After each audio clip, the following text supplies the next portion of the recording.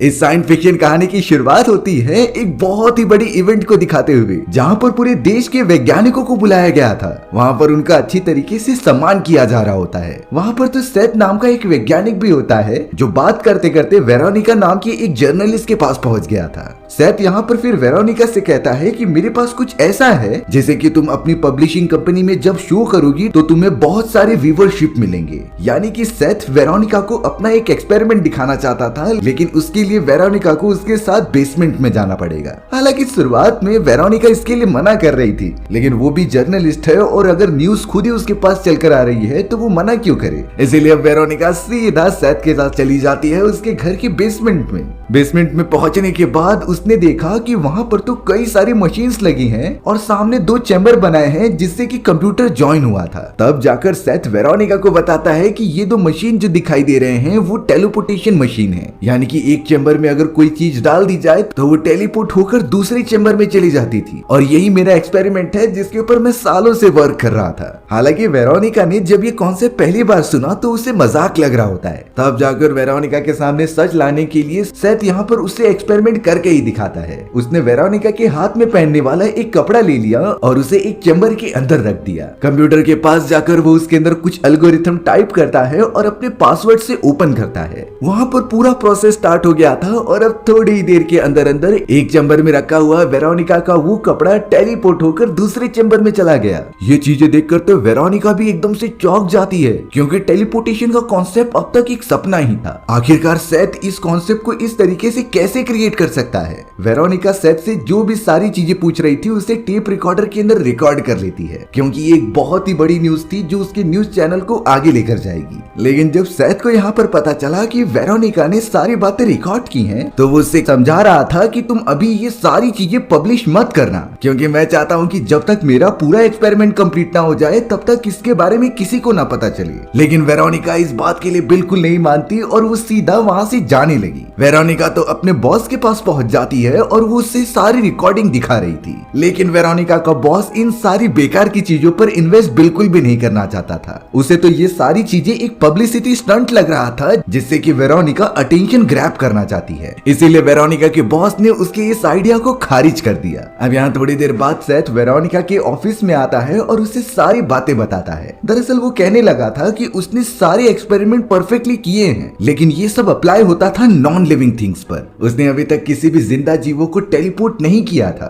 और जब तक वो अपने उस एक्सपेरिमेंट को भी कंप्लीट ना कर ले तब तक ही सेथ चाहता था कि वेरोनिका किसी को न बताए, क्योंकि अगर ये बात सभी को पता चल गई तो मेरी जान को खतरा भी हो सकता है। वेरोनिका बहुत अच्छी तरीके से सेथ की बात सुन रही थी। तब जाकर सेथ ने कहा कि मैं चाहता हूँ कि तुम मेरी पूरी एक्सपेरिमेंट की एक डॉक्यूमेंट्री क्रिएट करो। तुम मेरे एक्सपेरिमेंट की हर एक चीज को रिकॉर्ड कर सकती हो, और अगर थोड़े समय में मेरा ये एक्सपेरिमेंट सक्सेसफुल हो गया तो तुम इसे पूरी तरीके से पब्लिश कर देना, जिससे कि तुम्हारा काफी ज्यादा फायदा होगा और मुझे वो रिकॉग्निशन मिल जाएगी जो कि मैं शुरुआत से ही एक बड़ा सा वैज्ञानिक बनना चाहता था। वेरोनिका सेथ की इस बात से राजी हो जाती है और वो दोनों साथ में टाइम स्पेंड करने लगी थी, जिसमें कि सेथ अपने एक्सपेरिमेंट पर फोकस करता है। सेथ की teleportation machine non living things को तो अच्छे से टेलीपोर्ट कर देती थी, लेकिन अब उसने लिविंग थिंग्स का टेलीपोर्टेशन करना स्टार्ट किया। सबसे पहले वो एक अपने टेलीपोर्टेशन मशीन में बंदर को ले लेता है और उसे टेलीपोर्ट करने की कोशिश करता है। हालांकि वो बंदर टेलीपोर्ट तो हो गया था, लेकिन दूसरे चैम्बर में आने के बाद उसकी पूरी बॉडी डिटोरिएट हो गई, यानी कि वो वहीं मारा गया। सेथ इस बात से बहुत ज्यादा डिसअपॉइंटेड होता है कि आखिरकार उसका लिविंग थिंग्स के ऊपर ये एक्सपेरिमेंट कामयाब होगा भी कि नहीं। इस वजह से वो थोड़ा सा परेशान रहने लगा, लेकिन वेरोनिका उसे समय समय पर मोटिवेट कर रही थी कि तुम्हें इस तरीके से होप नहीं हारनी चाहिए। तुम लगातार एक्सपेरिमेंट पर ध्यान देते रहो और अलग अलग चीजें ट्राई करो, एक न एक दिन तुम्हें सफलता जरूर मिलेगी। अब हमें यहाँ पता चला कि जैसे जैसे वो दोनों टाइम स्पेंड कर रहे थे एक दूसरे के पास भी आ चुके होते हैं, यानी कि सेथ और वेरोनिका एक दूसरे से प्यार करने लगे थे। अब एक दिन इसी तरीके से काम करते समय सेथ को एक आइडिया सूझता है। वो तुरंत ही एक टेलीपोर्टेशन मशीन के अंदर मीट का एक टुकड़ा रख दे रहा था और एल्गोरिथम में जाकर कुछ चेंजेस करने लगा, जिसके बाद वो टेलीपोर्टेशन मशीन को ऑन करता है और वो मीट का टुकड़ा सीधा एक चैम्बर में से दूसरे चैम्बर में चला गया, और इस बार वो एकदम सेफली ट्रांसफर हो जाता है और उसे कुछ होता भी नहीं। इस बात से सेथ बहुत ज्यादा खुश हो गया था और अब उससे आइडिया पता चल चुका है कि किस तरीके से किसी लिविंग थिंग्स को टेलीपोर्ट किया जा सकता है। वेरोनिका भी इन सारी चीजों को रिकॉर्ड करते जा रही थी और उनकी डॉक्यूमेंटेशन क्रिएट कर रही थी। दरअसल इसके पीछे का राज ये था कि सेथ किसी भी लिविंग थिंग्स को टेलीपोर्ट करने से पहले सिस्टम को उसके डीएनए और पूरे बॉडी स्ट्रक्चर के बारे में पहले ही बता देता था, जिससे कि टेलीपोर्ट होने के बाद भी वो पूरा सिस्टम उनके डीएनए को डिटोरिएट होने से बचा लेता। अब यहाँ सारे प्रोसेस को समझने के बाद सेथ एक और मंकी को अंदर डाल देता है और वो तुरंत ही सिस्टम को उसके डीएनए और बॉडी स्ट्रक्चर के बारे में बताकर टेलीपोर्ट करता है। थोड़े समय के बाद वो मंकी ट्रांसफर हो चुका था दूसरे चैम्बर में और चौंकाने वाली बात थी कि वो एकदम सेफ था। उसकी बॉडी के डीएनए स्ट्रक्चर्स बिल्कुल भी डिटेरिएट नहीं हुए होते, यानी कि उसका लिविंग थिंग्स को टेलीपोर्ट करने का ये एक्सपेरिमेंट एकदम 100% काम कर रहा है। वेरोनिका ने भी इस सारी चीजों को रिकॉर्ड किया और उससे डॉक्यूमेंटेशन करती गई।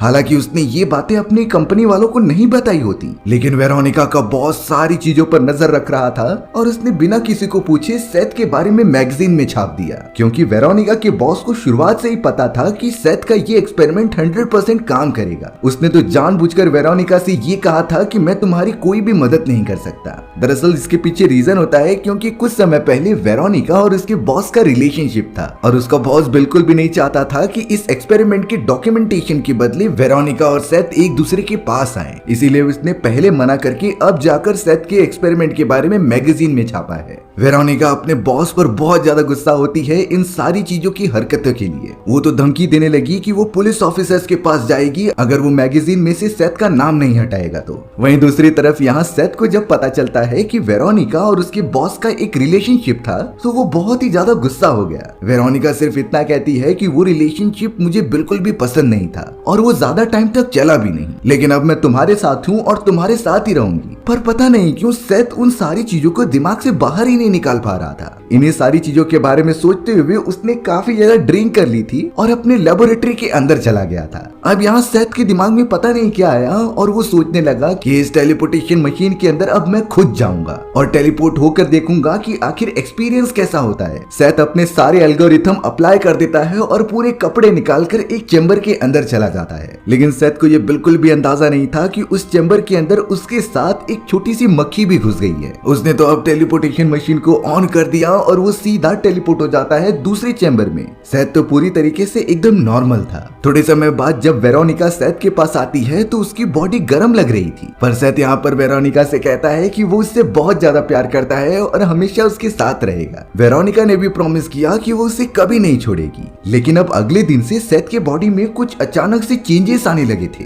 ये चेंजेस जरूर उस मशीन की वजह से हो रहा है जिस तरीके से सेथ ने अपने आप को टेलीपोर्ट कराया है, और अब वो पहले से ज्यादा ताकतवर हो चुका था और काफी फुर्तीला भी। हालांकि वेरोनिका को अब तक सच्चाई नहीं पता चली होती कि सेथ ने खुद को मशीन के अंदर इंक्लूड किया था। सेथ भी इस बात को राज रखता है क्योंकि उसे सच में नहीं पता था कि आगे चलकर उसके साथ क्या होने वाला है। सेथ जब वेरोनिका के साथ कॉफी पीने जाता है तो वो बहुत सारा शुगर ऐड कर रहा था। वेरोनिका भी शॉक हो गई कि सेथ को तो इतना शुगर कभी पसंद नहीं था। आखिर अचानक इसका बिहेवियर और पसंद कैसे चेंज हो रहे हैं। सेथ और वेरोनिका जब अपनी लेबोरेटरी में बैठकर मजे कर रहे थे तभी अचानक वेरोनिका नोटिस करती है कि सेथ की बॉडी पर लंबे लंबे बाल आ रहे हैं। उसके बारे में पूछने पर सेथ कहता है कि इसे इग्नोर करो, हो सकता है कि मुझे कुछ चोट लगी हो और उसकी वजह से ये हो रहा हो। लेकिन वेरोनिका उसके मना करने के बावजूद भी वो सारे बालों को काटने लग जाती है। वो बाल इतने ज्यादा स्ट्रॉन्ग थे कि सीजर भी उसे काट नहीं पा रही थी। इसी मोमेंट से वेरोनिका को थोड़ा सा शक होने लगा कि आखिरकार सेथ के साथ हो क्या रहा है। सेथ जब सोया हुआ था तो उसके आसपास एक मक्खी घूम रही होती है, लेकिन वो अचानक से उस मक्खी को अपने दिमाग से कंट्रोल करने लगा और एक ही बार में अपने हाथ से पकड़ लिया। सेथ इतनी ज्यादा स्पीड से ये सारी चीजें कर रहा था कि उसे खुद बिलीव नहीं होता। और अब इतना ज्यादा सोचने के बाद सेथ यहाँ वेरोनिका को सच्चाई बता ही देता है कि वो टेलीपोर्टेशन मशीन के अंदर गया था और वो अच्छी तरीके से टेलीपोर्ट होकर वापस आ गया है। सेथ वेरोनिका को कह रहा था कि तुम्हें अगर मुझ पर भरोसा नहीं तो तुम भी उसके अंदर जाकर देखो, उसमें हमें बहुत ही अच्छा फील होता है और साथ ही साथ शायद हमारी बॉडी भी अपग्रेड हो जाती थी। पर वेरोनिका यहाँ पर सेथ की बिल्कुल बात नहीं मानती और उससे कहती है कि तुम पागल हो चुके हो। अब तक ये मशीन इंसानी प्रयोग के लिए एकदम सेफ है कि नहीं ये बातें हमें नहीं पता है, इसीलिए तुम्हें इसके साथ अभी छेड़छाड़ नहीं करनी चाहिए। लेकिन सेथ का बिहेवियर पहले से काफी एग्रेसिव हो चुका था। वो तो वेरोनिका से भी बड़े गुस्से में बात करता है। सेथ तो बहुत ही ज्यादा गुस्सा हो जाता है और अब वो सीधा एक पब के अंदर चला आया। वहां से वो एक लेडी को उठाता है और उसे कुछ पैसे देकर घर लेकर आ जाता है। सेथ तो उस लेडी के साथ इंटीमेट भी होने लगा था और काफी एंजॉय भी करता है। लेकिन यहाँ सेथ उस लेडी को फोर्स करने लगा था कि तुम मेरी टेलीपोर्टेशन मशीन के अंदर जाकर देखो, उसके अंदर तुम्हें बहुत मजा आएगा और मैं कहता हूँ मैं इसकी तुम्हें डबल पैसे दूंगा। लेकिन उस लेडी को ये सारी चीजें गलत लग रही होती हैं। अब तो वो सोचने लगी थी कि सेथ कोई पागल वैज्ञानिक है जो कि उसे यहाँ पर लेकर आया है और अपने एक्सपेरिमेंट में शामिल करना चाहता है। थोड़े समय के अंदर वेरोनिका भी उस जगह पर आ जाती है, इसीलिए सेथ ने उससे माफी मांगते हुए उस दूसरी लेडी को यहाँ से जाने के लिए कह दिया था। वेरोनिका सेथ को फिर से समझाने लगी कि तुम अपने आप को संभाल लो, इस तरीके से सारी चीजें कुर्बान करके एक्सपेरिमेंट करना ये बिल्कुल भी अच्छी बात नहीं। यहाँ वेरोनिका सेथ को एक शॉकिंग रियलिटी बताती है कि उसके बॉडी से जो लंबे लंबे बाल निकले थे उसे वेरोनिका ने लेबोरेटरी में जाकर चेक कराया। रिजल्ट में पता चलता है कि वो बाल किसी भी इंसान की है ही नहीं, बल्कि उसके अंदर तो किसी इंसेक्ट के डीएनए मौजूद होते हैं और वो किसी इंसेक्ट के ही थे। सेथ तो अब वेरोनिका से कहने लगता है कि तुम ये सब झूठ बोल रही हो, मेरे पास एक्स्ट्रा एबिलिटीज आ गई हैं, इसीलिए शायद तुम मुझसे जल रही हो और इन सारी चीजों को बुलाने के लिए तुम मुझे मैनिपुलेट कर रही थी। सेथ इस बात से काफी गुस्सा होकर अब वेरोनिका को अपने लेबोरेटरी से बाहर निकालता है और यहाँ से चले जाने के लिए कहता है। अब यहाँ सेथ ने तो अपने लेबोरेटरी के अंदर से बाहर निकलना भी बंद कर दिया था और वो लगातार एक्सपेरिमेंट करता चला गया। कुछ दिन इसी तरीके से बीत जाते हैं और सेथ तो वेरोनिका से इतनी दिनों तक मिला भी नहीं था, पर अब अचानक वेरोनिका को सेथ का कॉल आता है। वो बहुत ही ज्यादा दर्द भरी आवाज में कह रहा था कि मुझे तुम्हारी जरूरत है, इसीलिए तुम जल्द से जल्द मेरी लेबोरेटरी में आ जाओ। वेरोनिका को लगा कि शायद सेथ उससे माफी मांगना चाहता है, इसीलिए वो सीधा लेबोरेटरी के अंदर चली गई। लेकिन जब वेरोनिका ने सेथ को देखा तो वो पूरी तरीके से चौंक जाती है, क्योंकि उसकी बॉडी अब गलने लगी थी और पूरे चमड़े एकदम से बेकार हो जाते हैं। सेथ किसी भी हालत में इंसान तो लग ही नहीं रहा था। तब जाकर सेथ ने वेरोनिका को अपने कुछ दिनों पहले का एक्सपीरियंस बताया। वो कहता है कि मैंने उस दिन की सारी रिपोर्ट चेक की जब मैं टेलीपोर्ट हुआ था। उसमें मुझे पता चला कि जिस चैम्बर में मैं गया था उसके अंदर एक छोटी मक्खी भी चली गई थी, जिसकी वजह से जब टेलीपोर्टेशन हुआ तो इस मशीन ने मेरे डीएनए और मक्खी के डीएनए को मर्ज कर दिया और अब जो भी चेंजेस मेरे बॉडी में हो रहे हैं वो उसी इंसेक्ट यानी कि छोटी मक्खी की वजह से हो रहे थे। सेथ के तो अचानक कुछ दिनों पहले ही कई सारे बाल उगने लगे पूरे बॉडी पर, यहाँ तक कि उसके हाथों के नाखून भी अलग हो जाते हैं और उसके दांत भी टूटने लगे थे। यही रीजन होता है कि कुछ दिनों के अंदर ही उसकी पूरी बॉडी एक खतरनाक क्रिएचर जैसी लगने लगी होती है और अब इसे कैसे ठीक करना है ये बातें सेथ को बिल्कुल नहीं पता। वेरोनिका पूरी तरीके से शॉक थी और क्या करे उसे कुछ समझता ही नहीं। उसे तो अपनी आंखों पर विश्वास नहीं हो रहा होता कि सेथ ने अपनी हालत ऐसी कर ली है। वेरोनिका किसी भी तरीके से सेथ की मदद करना चाहती थी, इसीलिए वो सीधा अपने बॉस के पास पहुंच जाती है। उसने अपने बॉस को सारी बातें बता दी कि किस तरीके से सेथ एक मुसीबत में फंस चुका है। उसने खुद को टेलीपोर्टेशन मशीन के अंदर रख दिया, जिसमें की एक गलती होने के कारण उसकी और मक्खी के डीएनए मर्ज हो चुके हैं और अब जो भी सेथ की बॉडी में चेंजेस हो रहे थे वो उस छोटे से मक्खी की वजह से ही हो रहे थे। हालांकि यहाँ वेरोनिका का बॉस सेथ की मदद नहीं करना चाहता था, लेकिन वेरोनिका बार बार उससे कह रही होती है, इसीलिए वेरोनिका का बॉस कुछ सोल्यूशन देने के लिए रेडी हो जाता है। पर उसने कहा कि मैं सेथ को देखने बिल्कुल नहीं जाऊंगा क्योंकि मैं उससे नफरत करता हूँ। वेरोनिका थोड़ी तो खुश हो जाती है कि आखिरकार उसका बॉस फाइनेंशियली सपोर्ट करने के लिए रेडी हो चुका है, यानी कि अगर कितना भी बड़ा एक्सपेरिमेंट हुआ वो सेथ को ठीक करके ही रहेगी। वेरोनिका अब सीधा सेथ के पास चली जाती है उसकी सारी रिकॉर्डिंग अपने बॉस को दिखाने के लिए। लेबोरेटरी में अंदर होते ही हमें दिखाया गया कि सेथ तो किसी इंसेक्ट की तरह दीवार पर चढ़ रहा है, वो भी बिना किसी सपोर्ट के, यानी कि उसके बॉडी में सच में इंसेक्ट जैसी ही एबिलिटीज आने लगी हैं, जो कि समय के साथ साथ धीरे धीरे बढ़ती जा रही थी। वेरोनिका सेथ को नीचे बुलाकर उसके रिकॉर्डिंग करने लगी थी ताकि वो अपने बॉस को जाकर दिखा दे। थोड़े समय बाद जब वो रिकॉर्डिंग उसके बॉस को मिलती है तो वो पूरी तरीके से शॉक हो गया था, क्योंकि सेथ की बॉडी तो अब इतनी डिटोरिएट हो चुकी होती है कि अगर वो थोड़े समय तक और जिंदा रहा तो वो क्रिएचर बन जाएगा। वेरोनिका के बॉस को बिल्कुल भी नहीं लगता कि सेथ की जान बचाई जा सकती है। वहीं दूसरी तरफ सेथ अपने लेबोरेटरी में अभी भी एक्सपेरिमेंट कर रहा था कि आखिरकार जो उसके साथ हुआ है उसका प्रॉपर सॉल्यूशन क्या होगा। कई घंटों की लगातार मेहनत के बाद आखिरकार उसे एक सॉल्यूशन मिल ही गया। दरअसल सेथ को वापस अगर ह्यूमन में कन्वर्ट होना है तो उसे टेलीपोर्टेशन मशीन में एक हेल्थी इंसान के साथ जाना पड़ेगा,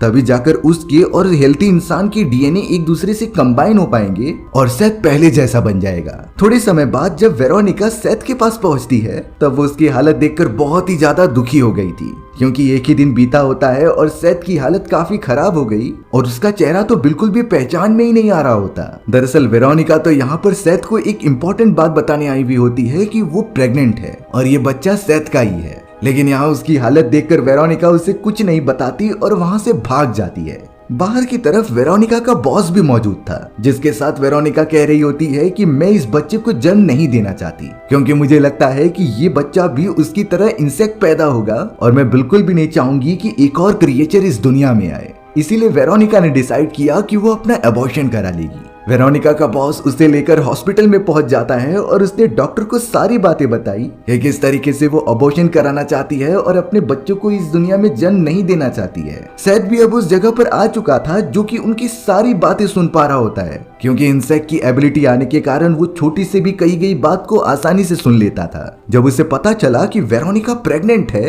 तो सेथ सीधा जंप करते हुए हॉस्पिटल में आ गया और वेरोनिका को उठाकर सीधा वहां से दूर लेकर जाने लगा। सेथ बहुत ही ज्यादा इमोशनल हो जाता है और वेरोनिका से कहता है कि प्लीज मेरे बच्चे को इस दुनिया में आने दो। वेरोनिका भी काफी दुखी होकर कहने लगी कि मैं तो चाहती हूँ लेकिन हमारा बेटा इंसेक्ट पैदा होगा ये बिल्कुल भी एक्सेप्टेड नहीं है, इसीलिए अब अच्छा यही होगा कि हमारे बच्चे को मार दिया जाए। यहाँ वेरोनिका का बॉस अब सीधा चलते हुए लेबोरेटरी में आ गया था, क्योंकि वो वेरोनिका के लिए फिक्र कर रहा होता है कि आखिरकार सेथ उसे कहाँ लेकर गया। वेरोनिका के बॉस ने अपने पास सेफ्टी के लिए एक गन भी रखी होती है जिससे कि वो लगातार पॉइंट आउट करके ढूंढ रहा था। लेकिन तभी अचानक सेथ उसके ऊपर कूद जाता है और वेरोनिका के बॉस को मारने लगता है। वो बिल्कुल भी नहीं चाहता था कि वेरोनिका और उसके बीच में कोई भी आए। सेथ के पास तो अब काफी एबिलिटी भी आ गई थी जिससे कि वो छोटे मोटे पंच भी काफी तेजी से मार रहा था। उसने वेरोनिका के बॉस को घायल कर दिया और वो वहीं बेहोश हो जाता है। वेरोनिका जो ऊपर की तरफ फंसी हुई थी वो किसी भी तरीके से आकर सेथ को रोकती है और उससे कहती है कि ऐसा बिल्कुल मत करना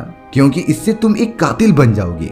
पर अब हमें यहाँ दिखाया जाता है कि सेथ के मेंटल कंडीशन में कुछ फर्क आ रहा है। वेरोनिका तो सेथ के चेहरे को पकड़कर उसे पीछे ढकेल रही होती है, तब अचानक सेथ का चेहरा एकदम से टूट गया और उसके अंदर से एक अजीब तरीके का क्रिएचर निकलता है। ये तो किसी फ्लाई जैसा दिखाई दे रहा था, वो भी अपग्रेडेड वर्जन में। अब यहाँ सेथ जो पूरी तरीके से एक क्रिएचर में कन्वर्ट हो चुका होता है, वो वेरोनिका से कह रहा था कि तुम ही मुझे ठीक कर सकती हो। यानी कि उसे जो सॉल्यूशन मिला था कि अगर वो किसी हेल्थी इंसान के साथ टेलीपोर्टेशन मशीन में चला जाए तो शायद हो सकता है कि वो ठीक हो जाए। पर वेरोनिका को इस पर बिल्कुल भी भरोसा नहीं था। उसे लग रहा होता है कि शायद अगर ऐसा मैं करूं तो मैं भी इसी की तरह एक क्रिएचर में कन्वर्ट हो जाऊंगी। पर सेथ यहाँ पर अब रिक्वेस्ट नहीं कर रहा था, उसने तो जबरदस्ती करना स्टार्ट कर दिया और वेरोनिका को पकड़कर एक चैम्बर में बंद कर दिया। वो तुरंत ही मशीन को ऑन करके दूसरे चैम्बर में चला जाता है और अब मशीन पूरी तरीके से प्रोसेसिंग करना स्टार्ट कर दे रही थी। लेकिन अच्छी बात तो ये हुई कि वेरोनिका का बॉस को तुरंत ही होश आ गया। उसने अपनी गन उठाई और वेरोनिका के चैम्बर के सारे वायर्स को तोड़ दिया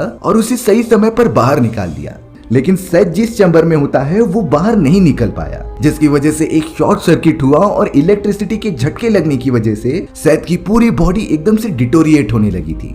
थोड़े समय बाद जब उसका चैम्बर ओपन होता है तो वो धीरे धीरे बाहर आ रहा था, यानी कि उसके अंदर अभी भी जान बची हुई है। लेकिन सेथ यहाँ पर वेरोनिका से कह रहा था कि तुम मुझे जान से मार दो क्योंकि मैं अब जीना बिल्कुल भी नहीं चाहता और यही मेरी आखिरी ख्वाहिश होगी। हालांकि वेरोनिका बिल्कुल भी करना नहीं चाहती थी, लेकिन वो इतना समझ जाती है कि सेथ को अब ठीक नहीं किया जा सकता और इस समय उसका मर जाना ही सबसे अच्छा सॉल्यूशन होगा। इसीलिए वेरोनिका ने गन निकाली और सीधा सेथ को शूट कर दिया। सेथ वहीं पर खत्म हो जाता है। वेरोनिका तो वहां से चली गई और अपने बॉस के साथ जिंदगी गुजारने लगी। हमारी ये कहानी भी यहीं खत्म हो जाती है।